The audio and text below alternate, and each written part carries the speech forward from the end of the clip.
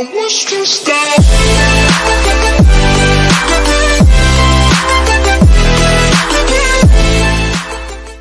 Ah, Switzerland, a beautiful nation, with amazing nations, chocolates, the transit system, their amazing rich economy, and of course their neutrality. After the Swiss defeated the Battle of Marignano in 1515, the Confederation abandoned its earlier expansionist policy and turned inward. The 1516 perpetual peace with France marked the beginning of a long-term shift toward avoiding major foreign wars. Throughout the 16th and 17th centuries, the Swiss Confederacy maintained de facto neutrality, even though many Swiss served abroad as mercenaries. Religious divisions created by the Reformation made neutrality a practical way to avoid being drawn into Europe's confessional conflicts. The Peace of Westphalia in 1648 formally recognized Switzerland's independence from the Holy Roman Empire and confirmed its neutral status in European diplomacy. By the late 18th century, Switzerland was widely regarded as a neutral buffer state, though this status was not yet codified in modern legal terms. This long-standing neutrality was interrupted only when France invaded in 1798,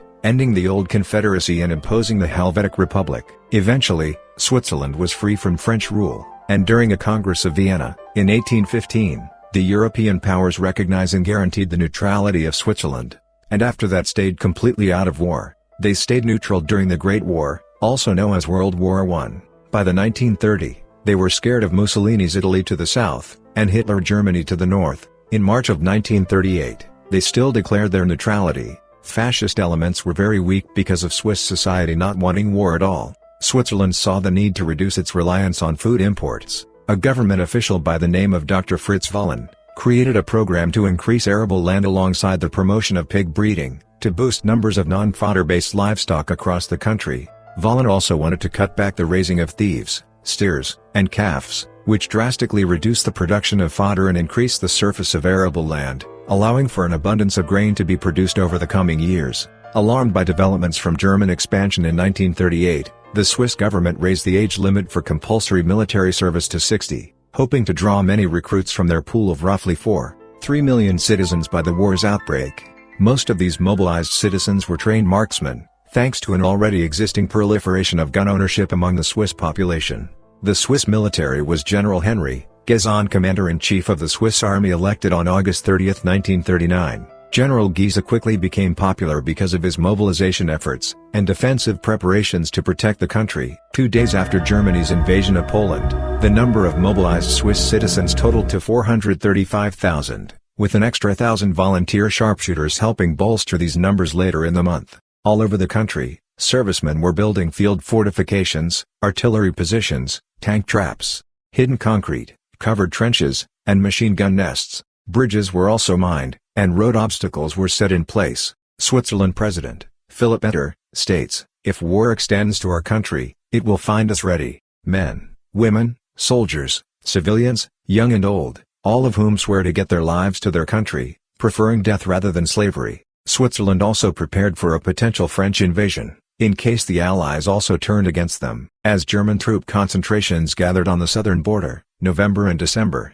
saw the Swiss continue in their efforts to reshape their nation into a fortified mountain. The Germans were aware of these developments, with High Command estimating that it would take the Vermont 40 days to cross Switzerland, and that it would be necessary to oppose the Swiss 5-1 to achieve it. In a near-total contrast from Germany's blitzkrieg theory, the Swiss instead opted for a defensive strategy, which hoped to contain the enemy's mechanized attack within smaller zones, also, hopefully, causing many casualties and brutal engagements. This forced the Germans to reconsider their strategy. During the phony period of World War II, the mood was tense on the Western Front. However, for Switzerland, things were only ramping up. Already since September of the previous year, the Swiss military had been dealing with aerial violations over Swiss airspace. By now, Swiss anti-air batteries had opened fire on both French and German warplanes that chose to stray over their border. The Battle of France, which began on May 10, 1940, was Switzerland's first major test of resolve. Already on the first day of Germany's invasion into France, Swiss anti-air guns and fighters engaged both German and French aircraft crossing Swiss airspace.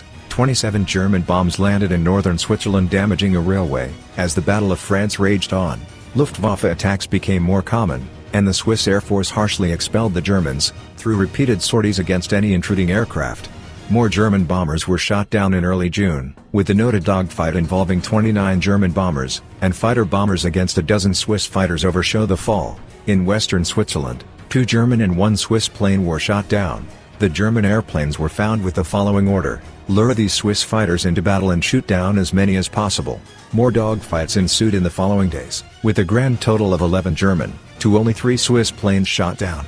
After the fall of France on June 10, Switzerland quickly found itself surrounded in Europe.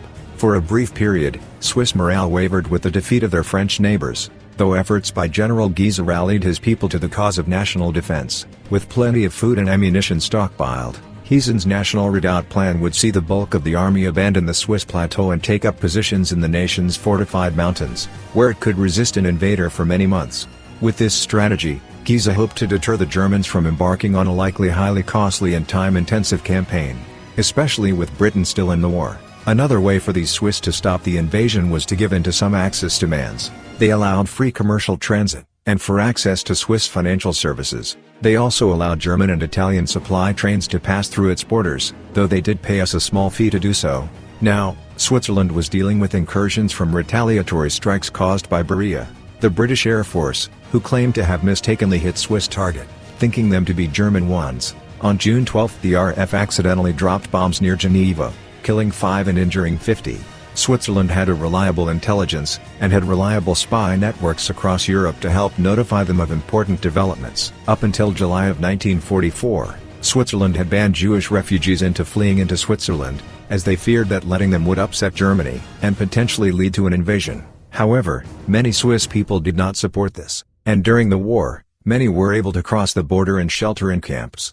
By May of 1945, the Swiss were holding over 115,000 people in refugee camps. Switzerland also faced backlash from Germany due to them hosting 100,000 refugees, including 30,000 Jews. But now attacks would now come from the RAF and American Air Force. On March 19, 1940, the Allies launched a massive bombing campaign in Germany. While the USA favored daylight precision bombing of military and industrial targets, the British largely focused on nighttime area bombing of cities to cripple the enemy's war production and destroy civilian morale. The relentless attacks successfully devastated critical infrastructure, devastated the German Air Force, and caused hundreds of thousands of civilian casualties, remaining a subject of significant historical and moral debate. Ultimately, the air campaign heavily contributed to the collapse of the German war machine and hastened the end of the conflict in Europe. But Switzerland would get caught up in the fire. The mass Allied bombing campaign against Germany led to fresh attempts to detour, particularly American overflights of Swiss territory.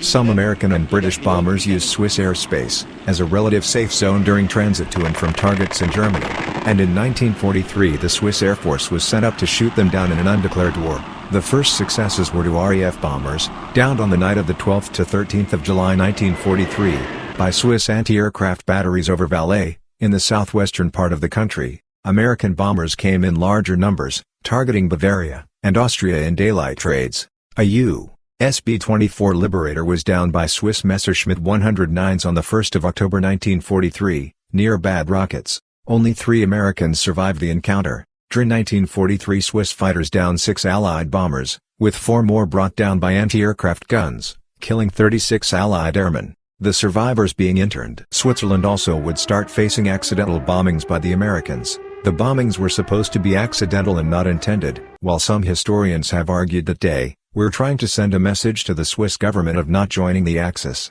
This was because of Switzerland holding stolen gold that the Nazis stole in Swiss banks, and the passage of German trains carrying industrial supplies through the supposedly neutral territory.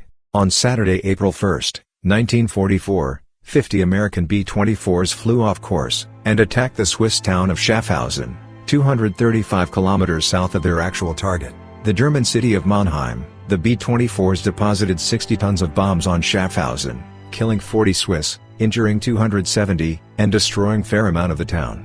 An Allied investigation found that bad weather at a much higher than normal wind speed had confused the American navigators, leading to the tragedy. The U.S. government would pay the Swiss $4 million to apologize and help. Another German aerial incident tonight, April 28 to 29, 1944. German Messerschmitt Bf 110G for night fighter pursued a British Lancaster bomber into Swiss airspace. The Germans suffered engine trouble, and landed at the Swiss airbase in Durban-Dorg. The Germans and Swiss made an agreement that they would destroy this plane in exchange for 12 brand new Messerschmitt Bf 109 6 Gustav fighters, which would be used. On the 5th of September 1944, a damaged US B-17 Flying Fortress crossed the Swiss border and was destroyed by Swiss fighters. The B-17 had an escort of P-51 Mustangs. The P-51 shot down one Swiss Messerschmitt 109, killing its pilot, and damaged another. Further bombings took place in 1945 on the 22nd of February. U.S. aircraft hit 13 different towns across Switzerland, killing 21 people, all supposedly accidents. On March 4, 1945, 6 American B-24 bombers became separated from the main group.